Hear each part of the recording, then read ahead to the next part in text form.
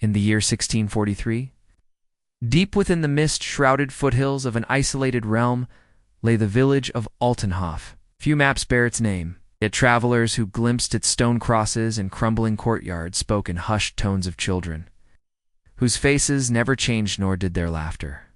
It was as though time had abandoned them. I invite you now to step into this story as a master storyteller would. You must believe that somewhere. Perhaps this truly happened. They spoke of the children of Altenhof as children in appearance, bright-eyed, pale-skinned, but somehow older than their years. Boys of 12 with the innocence of 6, girls of 8, yet bearing the wisdom of babes who've lived lifetimes. Every cry, every cough, every plea for milk echoed still as echoes do in abandoned halls. No parent would tell outsiders what really happened, but inside an old superstition held sway. The villagers believed that the souls of their children were not theirs, they had been held, locked by a thing made of shadow in the forest beyond their boundary. The village's founder, Baron Wilbricht, came to Altenhof around 1600, fleeing religious strife. He imposed a covenant under which no child was ever allowed beyond the village stone wall. No child under 14 could pass into the forest. In exchange, the harvests were fair and infant mortality vanished. That boon came at terrible cost. No child ever aged beyond a fixed point. The villagers repeated it in whispers. The forests. Shadow creature claimed their spirit froze their body, kept them forever children. I first learned of Altenhof through a tattered ledger discovered in a monastery's archive, describing 14 families whose children ceased growing after infancy, yet survived.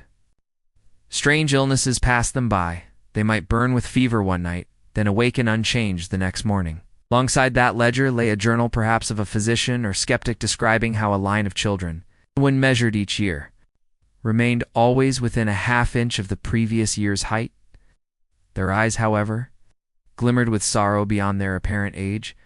Imagine now little Elizabeth Stoles, her hair, the color of dried wheat, her cheeks rosy as winter apples, who, at her 7th birthday, recited the Lord's Prayer with measured calm, as though she had lived decades in devout study. A guest lute player, sent from the court of Vienna, noted that her voice possessed the tremor of someone remembering how to cry, though her body was still lithe and tender. No tears ever drifted down her face. The internal conflict ran deeper. As each child reached the mystical threshold their body ceased to mature, they looked upon their parents with growing dread. They watched their siblings pass 14 and vanish into midnight crossings into the forest never to return. And yet they could not follow, even if they wished. Fear of the shadow creature, bound by the same superstition, held them back. Their minds knew escape, but their hearts froze. The villagers called it the binding. That binding, we must assume, had a price. A record from a local priest's book notes that every full moon, a basket of wine and bread was carried at midnight to a moss-covered shrine beneath the ancient oak. The basket was left empty at dawn. Some said the shadow creature drank from it. Some whispered that the children's soul essence was offered instead. No villager admitted to sending a child. They insisted it was voluntary, though what choice does a child make when their life depends on compliance? And then came the turning point. One evening in autumn of 1642, a visiting scholar from Prague was allowed to stay in Altenhof. He observed 14 children, each identical in size and demeanor, yet none wore a birth date beyond 6 or 7 years old.